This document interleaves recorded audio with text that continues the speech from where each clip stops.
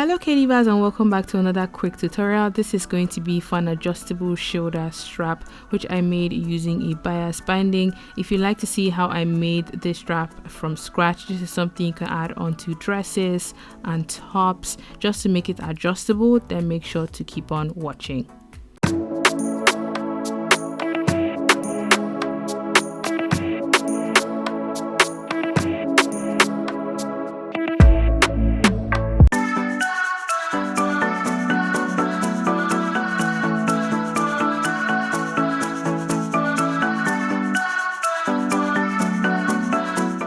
For this strap technique, I have cut a pair of two straps, a longer one that measures 17 inches and a shorter one that measures 6 inches. You can cut your straps from your fabric or use bias binding like I have done here.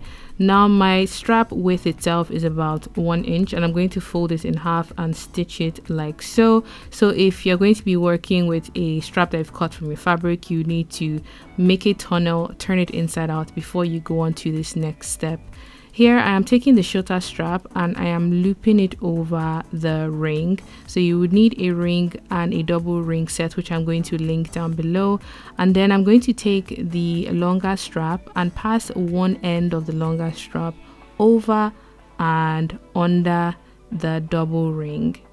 The strap I'm going to be making here is going to end up being about ½ inch or roughly over 1 centimeter wide. So you want to ensure that your ring and double ring sets fit the dimension of the strap you want.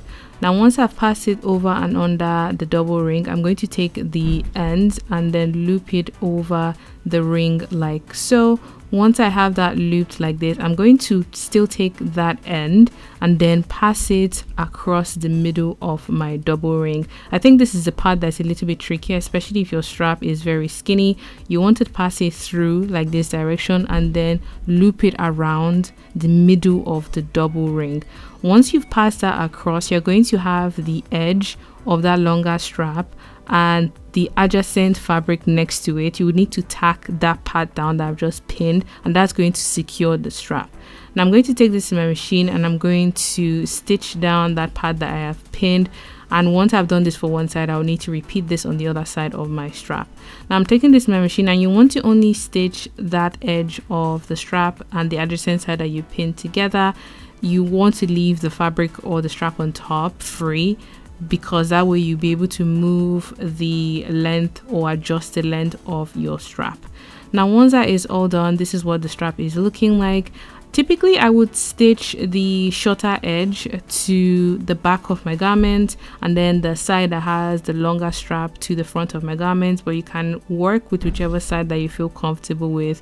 Some people would actually say that you put the slider or the double ring end on the front, so that way you have easy access to adjust the length of your strap. That way you're able to make the strap longer or shorter as you desire.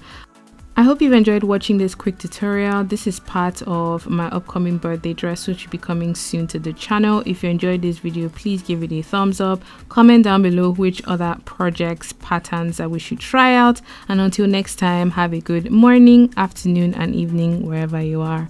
Bye.